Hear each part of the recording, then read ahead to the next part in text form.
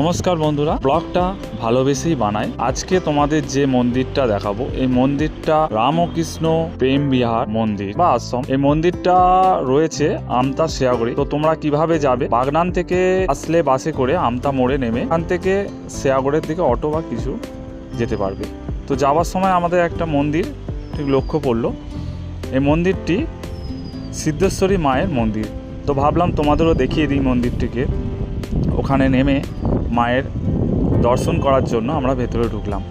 ভেতরে ঢুকে প্রথমেই দেখলাম যে বাচ্চাদের খেলার জন্য বেশ কিছু অ্যাক্টিভিটি আছে, দোলনা, ঘোড়ায় দোলা, নানা রকম, এবং অনেকগুলো মন্দির পরপর আছে এখানে। যেমন ভগবান শ্রীকৃষ্ণ রথে করে যাচ্ছেন, সেই মহাভারতের সিনটা এখানে দেখানো হয়েছে। এটাই হচ্ছে মেন মন্দির। এখানে এই যে মায়ের মন্দিরটা দেখতে পাচ্ছ, মায়ের মন্দির বেশ সুন্দর মন্দিরটি।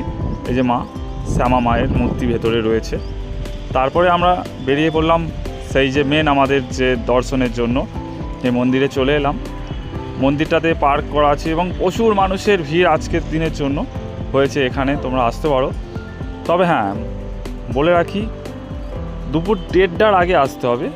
1:30-এর আগে আসলে তবে 1:30-এ মন্দিরটি বন্ধ হয়ে যায়, আবার ওপেন হয় 3:50-এ, 3:30-এ 5টা পর্যন্ত খোলা থাকে। তো এর মধ্যেই তোমরা টাইমিং করে আসতে পারো। এখানে আমতা শেয়াগড়ি ব্রিজ থেকে জাস্ট একটুখানি, ওখান থেকে আমতা মোড়ে নেমে অটো করে বা টোটো করে আসতে পারো। ওখানে বললেই তোমাদের এখানে নামিয়ে দেবে। তোমরা এখানে আসলে অবশ্যই ভালো লাগবে মন্দিরটি। মন্দিরের মেন দরজা এটা বন্ধ হয়ে যায় দুপুর 1:30-এ এবং খোলে 3:30-এ, আবার 5টা পর্যন্ত খোলা থাকে।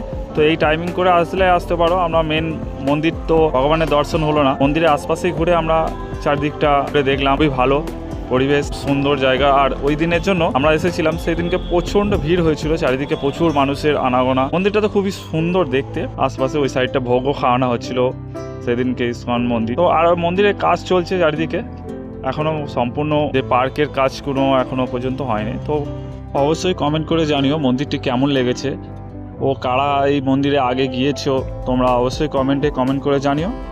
আর এরকম সুন্দর সুন্দর ভিডিও দেখার জন্য অবশ্যই লাইক একটা শেয়ার করে দিও।